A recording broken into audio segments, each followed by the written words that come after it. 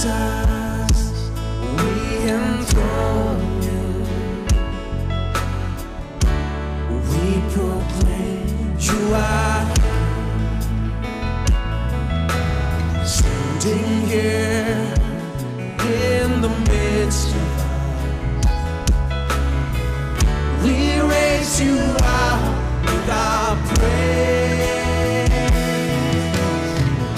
and as we worship build your throne, and as we worship build your throne, and as we worship build your throne, come Lord Jesus and take your, and as we worship,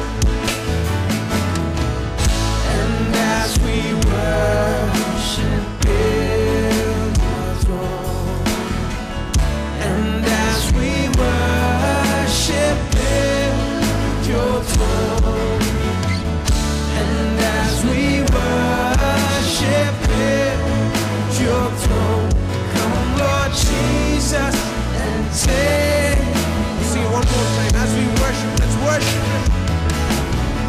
And as we worship build your throne, and as we worship build your throne, and as we worship build your throne, come Lord Jesus and take your place.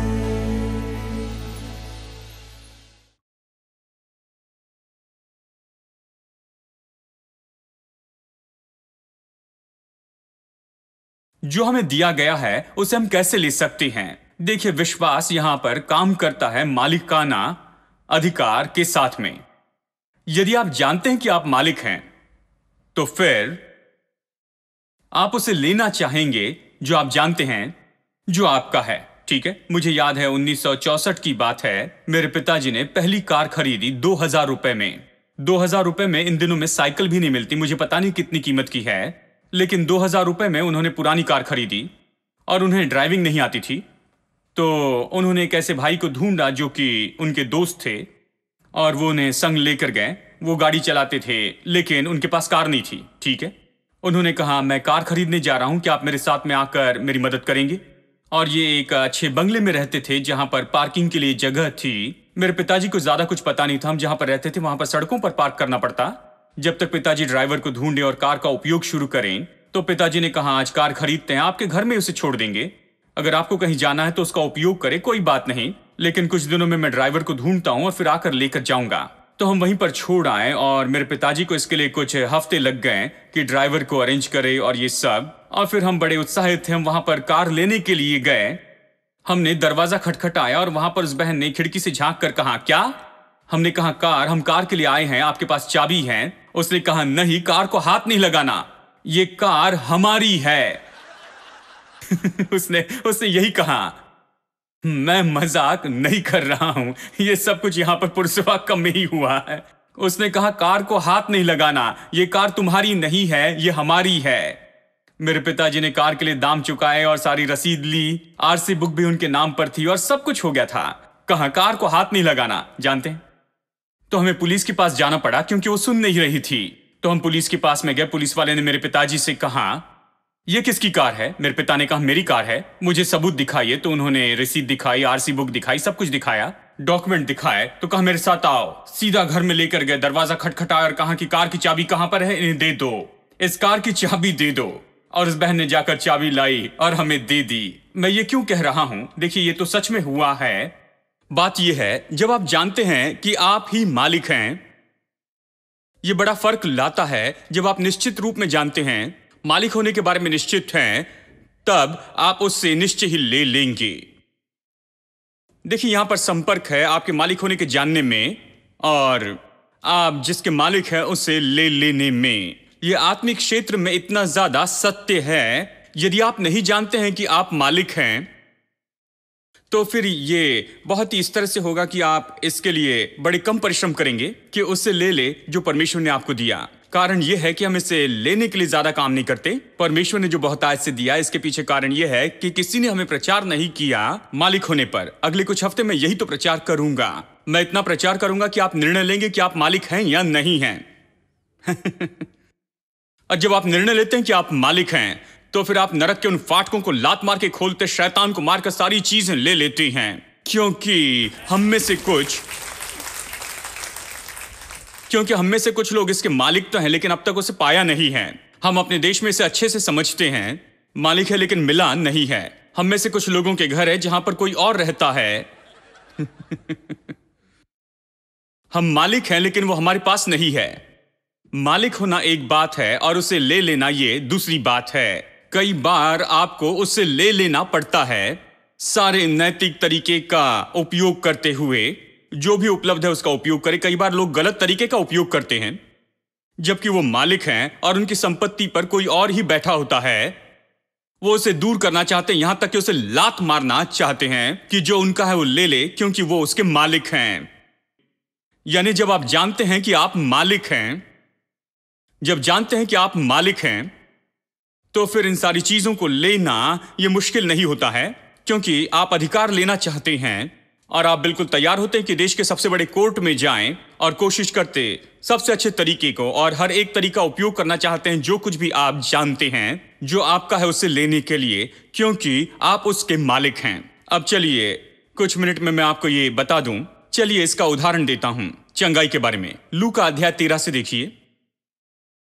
लूका अध्याय 13 वचन 10। सब्त के दिन वो एक आराधनालय में उपदेश कर रहा था। वहां एक स्त्री थी जिसे 18 वर्ष से एक दुर्बल करने वाली दुष्टात्मा लगी थी, और वो कुबड़ी हो गई थी और किसी रीति से सीधी नहीं हो सकती थी। यीशु ने उसे देखकर बुलाया और कहा, हे नारी, तू अपनी दुर्बलता से छूट गई है। तब उसने उस पर हाथ रखे और वो तुरंत सीधी हो गई और परमेश्वर की बढ़ाई करने लगी। इसलिए कि यीशु ने सब्त के दिन उसे अच्छा किया था। आराधनालय का सरदार रिसिया कर लोगों से कहने लगा 6 दिन हैं जिनमें काम करना चाहिए, अतः उन्हीं दिनों में आकर चंगे हो, परंतु सब्त के दिन में नहीं। ये सुनकर प्रभु ने उत्तर दिया, हे कपटियों, क्या सब्त के दिन तुम में से हर एक अपने बैल या गधे को थान से खोलकर पानी पिलाने नहीं ले जाता है? तो क्या उचित न था कि ये स्त्री जो अब्राहम की बेटी है, जिसे शैतान ने 18 वर्ष से बांध रखा था, सब्त के दिन इस बंधन से छुड़ाई जाती? ये चंगाई की कहानी है। इसका उदाहरण के रूप में उपयोग करेंगे कि कैसे मालिक होने को जानने से हम निश्चय उन बातों को लेने लगते हैं। हम इसी के बारे में कह रहे हैं। महत्वपूर्ण है, हमें पहले मालिक होने के बारे में सोचना है। ये मेरा है, और तभी हम उससे ले लेंगे और जो कुछ भी करना चाहिए वो करेंगे। विश्वास ऐसे काम करता है। विश्वास मालिकपन नहीं लाता। मालिक होना कैसे होता है? किसी के मालिक होते हैं क्योंकि दाम चुकाया है, या कोई आपको ये भेंट में देता है। हमारे केस में हमने दाम नहीं चुकाया, यीशु ने दाम चुकाया और भेंट के रूप में दे दिया। जो भी दिया गया है भेंट के रूप में दिया गया है, ठीक है। और एक बात जो दी गई है वो है ये चंगाई का वरदान। बाइबल यशायाह 53:4 में कहती है, उसने हमारे रोगों को सह लिया, हमारे दुखों को उठा लिया। पहला पत्रस 2:24 कहता है, उसके कोड़े खाने से हम चंगे हो चुके। ये यीशु के क्रूस पर मरने के बारे में बताता है। ये तो भूतकाल में बताता है कि हम चंगे हो चुके हैं। जब उसने क्रूस पर हमारे पाप और बीमारी को उठा लिया, वहीं पर हम चंगे हो गए। ये नहीं कहता कि हम चंगे हो जाएंगे, कहता हम चंगे हो चुके हैं। तो बाइबल नए नियम में चंगाई को एक पूरे किए गए काम के रूप में सिखाती है। भूतकाल में ये सिखाती है, उसने उठा लिया, उसे पूरा कर दिया, क्रूस पर यह खत्म हुआ। बाइबल चंगाई को ऐसे देखती है। और साथ ही बाइबल सिखाती है कि जो चंगाई है ये तो परमेश्वर की इच्छा है। परमेश्वर सबको चंगाई देना चाहता है, क्योंकि जब यीशु आया उसने सबको चंगाई दी। वो बीमारी फैलाते नहीं रहा, क्योंकि कुछ लोग कहते हैं परमेश्वर ही है जो लोगों को बीमार करता है, क्योंकि वो चाहता है कि लोग नम्र रहें, उन्हें कुछ पाठ सिखाना चाहता है या ऐसा कुछ। अगर वो हमें बीमारी के द्वारा अगर किसी तरह से कोई पाठ सिखाना चाहता है, तो कल्पना नहीं कर सकता कि सीखने के लिए हमें कितनी बीमारियां लगेगी। हमें सीखने के लिए बहुत सी बीमारियां लगेगी। जानते हैं, मैं सच में ये सोचता हूं कि क्या ये सच में इस तरह की बातें काम करेगी, शिक्षा काम करेगी? बाइबल हमें ऐसे नहीं सिखाता है, परमेश्वर ऐसा नहीं करता, बाइबल कहीं नहीं सिखाती है। लेकिन यीशु आया, उसने लोगों पर हाथ रखे, लोगों से कहा और वो सब चंगे हो गए। यह नहीं कहता कि उसने उन पर हाथ रखे और उन्हें स्वाइन फ्लू हो गया। जानते हैं, नहीं। और यह भी नहीं कहती कि वो उनके पास में जाकर उसने कुछ कहा और उन्हें सर्दी हो गई। जानते हैं, नहीं, उसने कभी बीमारी नहीं फैलाई। वो जहां भी गया, उसने जिसको भी छुआ, किसी ने भी उसे छुआ, चंगा हुआ। वो चंगाई फैला रहा था, इसके द्वारा लोगों को बता रहा था कि यह हमेशा परमेश्वर की इच्छा रही कि वो लोगों को, हर एक बीमार को चंगाई दे। कभी परमेश्वर की इच्छा ये नहीं रही कि लोग बीमार हो, हमेशा परमेश्वर चाहता था कि लोग चंगे हो। ये एक बात तो उसने निश्चित रूप में दिखाई। अब ये कुबड़ी स्त्री की कहानी, ये बहुत ही अच्छा उदाहरण है जो कुछ भी हम बताना चाहते हैं उसके लिए, मालिक होने और अधिकार के बारे में। अब मुझे यह तरीका पसंद है जैसे यीशु ने यहां इस सरदार को उत्तर दिया। आराधनालय के सरदार ने देखा कि यीशु ने इसे चंगाई दी है, उसे गुस्सा आया। कल्पना कर सकते हैं, पास्टर को गुस्सा आया क्योंकि कोई चंगाई पाया है। जानते हैं, क्योंकि सब्त के दिन में एक नियम था, वो था कि कोई काम नहीं करना। और मैं सोचता हूं कि ये कुबड़ी स्त्री ऐसी झुकी थी और फिर ऐसे ही खड़ी हो गई और किसी तरह से कोई कड़कड़ाने की आवाज हुई होगी और उसने कहा, ये काम है, ये ज्यादा काम है और तुम्हें किसी और दिन चंगाई पाना था, सब्त के दिन में नहीं पाना। और यीशु इसके बारे में बहुत ही चौंक गया और उसने अद्भुत तरीके से उत्तर दिया। देखिए, जिस तरीके से उस सरदार ने इसे कहा था, उसने कहा 6 दिन है जिसमें मनुष्य को काम करना चाहिए और उस दिन में आकर चंगा करना, लेकिन सब्त के दिन नहीं। यहां पर करना चाहिए शब्द देखे। और जब यीशु जवाब देता है, वो इसी तरह शब्द उपयोग करता, इसी तरह की भाषा का वो कहता है। वचन 16, तो क्या उचित न था कि ये स्त्री जो अब्राहम की बेटी है, जिसे शैतान ने 18 वर्ष से बांध कर रखा था, ये सब्त के दिन इस बंधन से छुड़ाई जाती?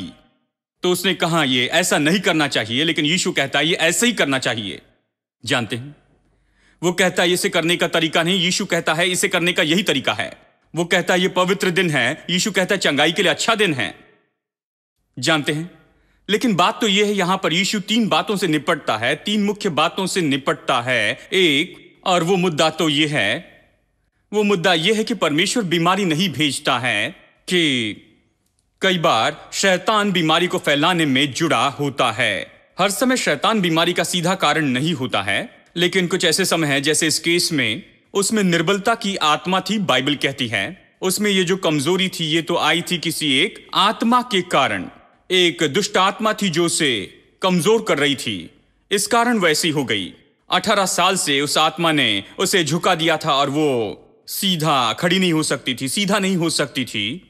और वो कैसे अपने काम करेंगी, वो कैसे एक माता हो सकती है, कैसे वो काम पर जा सकती है और कैसे वो घर में काम कर सकती है, कैसे वो कोई भी काम कर सकती है। कल्पना कर सकते हैं, 18 साल ऐसे जी रही थी, ऐसे झुकी थी। ये स्त्री इसमें से होकर गई थी और उस समय शायद सभी ये कह रहे होंगे, शायद आपके दादा ने पाप किया या किसी और ने पाप किया।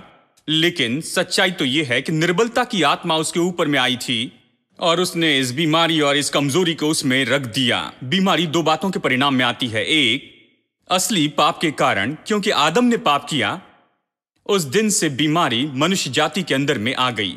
और इसलिए आज लोग बीमार पड़ते हैं, इसलिए नहीं कि हम पाप करते। हमारे पूर्वज आदम ने पाप किया और उसने वहां पर द्वार खोल दिया और उसने बीमारी और मृत्यु और सबको भीतर आने दिया और आज हर जगह बीमारी फैलती है। यह मुख्य कारण है। दूसरा कारण है कि आज शैतान कमजोरी की आत्मा के साथ कई बार लोगों को सताता है।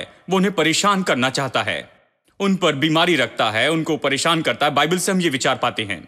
और जब यीशु क्रूस पर मरा, उसने पहले पाप से भी निपट लिया और शैतान से भी, जो लोगों को सताना चाहता है। उसने शैतान को हरा दिया और साथ ही उसने पाप को भी दूर किया। उसने पाप और शैतान के साथ में निपट लिया। उसने क्रूस पर यह किया। ठीक है, तो यह स्त्री निर्बल थी, इसलिए नहीं कि परमेश्वर ने निर्बल किया, लेकिन इसलिए कि शैतान का इसमें हाथ था। दूसरी बात, यहां पे दूसरा मुद्दा है जो स्थापित हुआ, वो ये है कि यीशु ने कहा, और इसमें अनिश्चितता की बात नहीं, उसने कहा यह स्त्री को चंगा होना ही है। वो परमेश्वर की इच्छा घोषित कर रहा था बिना किसी संदेह के कि स्त्री को चंगा होना ही है। जानते हैं, चंगा होना ही है, सभी को चंगा होना ही है। परमेश्वर नहीं चाहता कि कोई भी झुक जाए, परमेश्वर नहीं चाहता कि कोई भी परेशानी में पड़े, परमेश्वर सभी की चंगाई चाहता है। यही तो वो बता रहा था। और तीसरी बात, मालिक होने का सवाल था। ये चंगाई किसकी है? क्या ये आपकी है? क्या ये उसकी है? और ये चंगाई उसकी क्यों है? वचन 16 में कहता है, अध्याय 13 वचन 16 में कहता है, तो क्या उचित न था कि ये स्त्री जो अब्राहम की बेटी है, जिसे शैतान ने 18 वर्ष से बांध रखा था, सब्त के दिन इस बंधन से छुड़ाई जाती? यानी वो जोर दे रहा है कि वो तो अब्राहम की बेटी है, और अब्राहम की संतान की परमेश्वर के साथ में वाचा, और उस वाचा के अंदर यहां पर चंगाई है। और क्या उचित न था कि अब्राहम की ये बेटी छुड़ाई जाए? क्योंकि वो अब्राहम की बेटी है, चंगाई इसकी है, और चंगाई इसका अधिकार है। ये चंगाई की मालिक है, ये चंगाई की मालिक है। एक जगह यीशु इसे बच्चों की रोटी कहता है। उसने वाचा के लोगों को अपनी संतान देखा, कहता ये बच्चों की रोटी है, कहता ये तो इसकी मालिक है, तो इसे ये लेना ही होगा। ये मालिक है, लेकिन इसने इसे नहीं पाया है। ये मालिक है और इसके पास में ये अधिकार है कि इसके पास में ये हो। यही तो यीशु ने कहा, क्या यह उचित नहीं कि अब्राहम की बेटी अपनी निर्बलता से आजाद की जाए? तो उसने उसकी ओर देखकर कहा, गौर कीजिए उसने कौन से शब्द कहे, हे नारी तो अपनी दुर्बलता से छूट गई। हे नारी तू तो अब छूट गई। अब आप सोचेंगे सही प्रचारक कहेगा, हे नारी चिंता ना करो, जल्द ही चंगी हो जाओगी, बहुत जल्दी अच्छी हो जाऊंगी। ऐसे नहीं कहा। उसने नहीं कहा नारी परमेश्वर जल्दी चंगाई देगा, नहीं, उसने ऐसा नहीं कहा।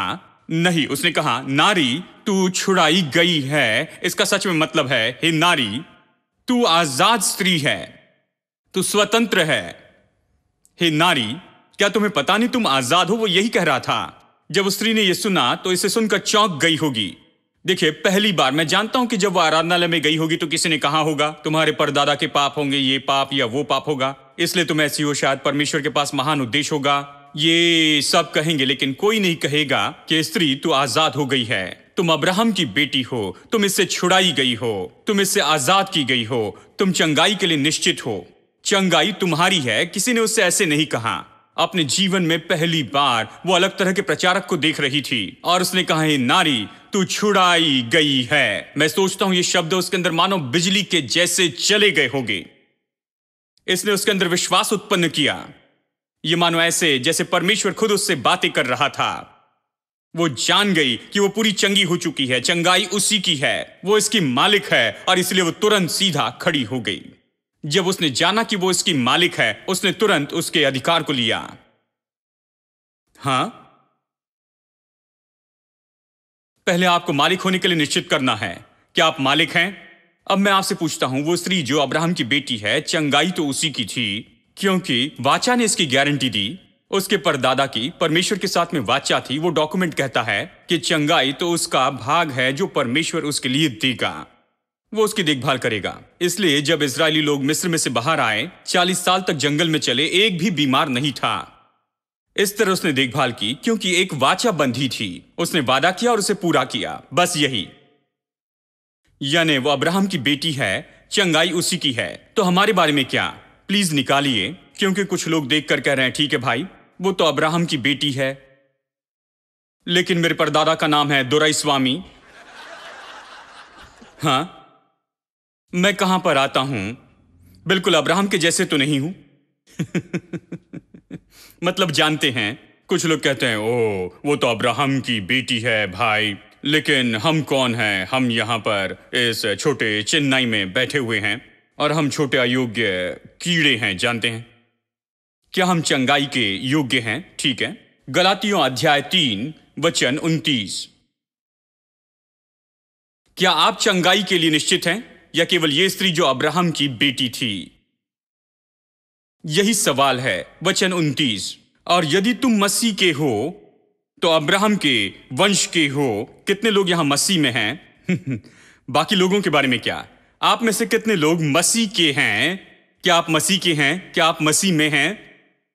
यदि तुम मसीह के हो तो अब्राहम के वंश भी हो और प्रतिज्ञा के अनुसार वारिस भी हो। हेलो, मैं अब्राहम का वंश हूं। अब्राहम का वंश केवल इसहाक, याकूब और यूसुफ और इस्राएल के लोग ही नहीं हैं। सब जो विश्वास करते हैं अब्राहम के वंश हैं। और हम वारिस हैं प्रतिज्ञा के अनुसार। वो सब जो अब्राहम से प्रतिज्ञा की गई है वो मेरा भी है। जैसे अब्राहम की संतान को चंगाई की प्रतिज्ञा की गई और इसलिए परमेश्वर ने उन्हें ये दे दी, मैं भी चंगाई का वारिस हूं। चंगाई मेरा जन्मसिद्ध अधिकार है क्योंकि मैं मसीह में हूं। मैं मसीह में हूं इसलिए अब्राहम का वंश हूं।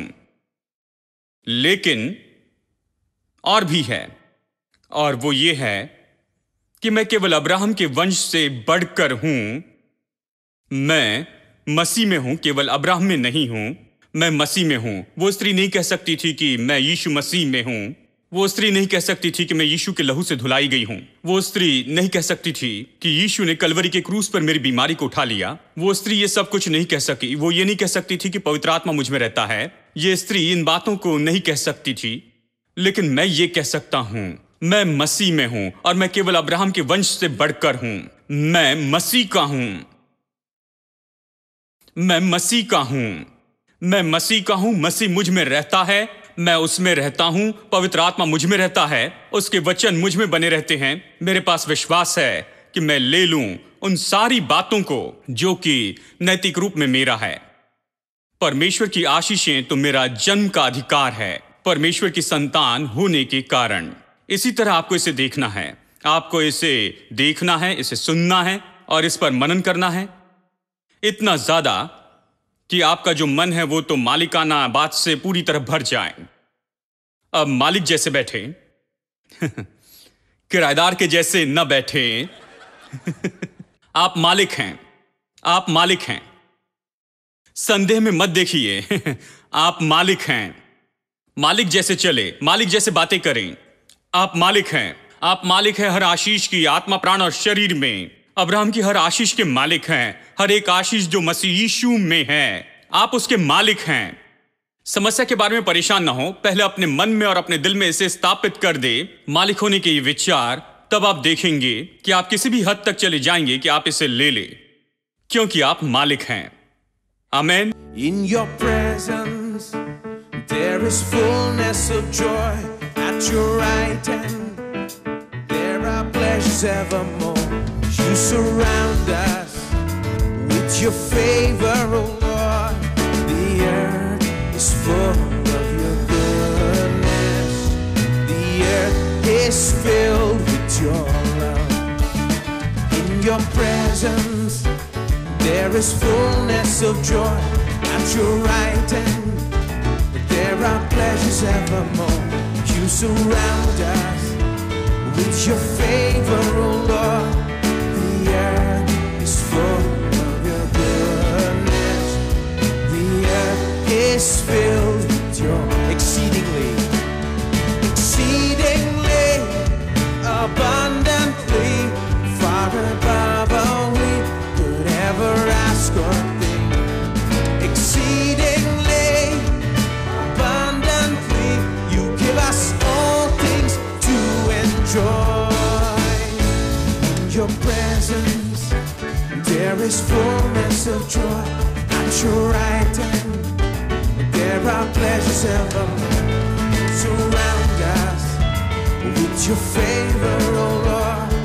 The earth is full of your goodness.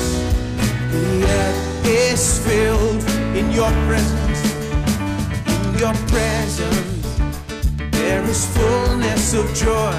At your right hand, there are pleasures evermore. You surround us with your favor, O Lord. The earth is full of your goodness.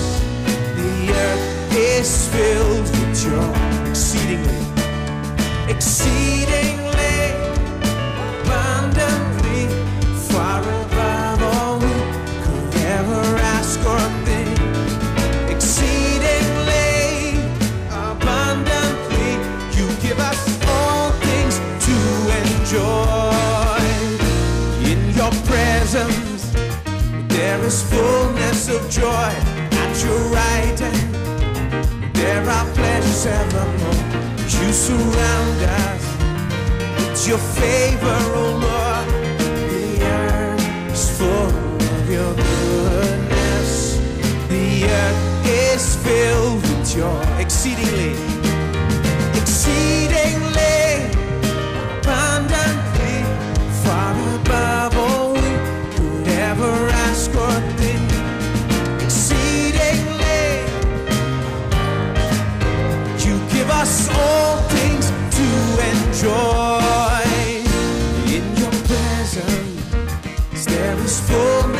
joy at your right hand. There are pleasures evermore. You surround us with your favor, oh Lord.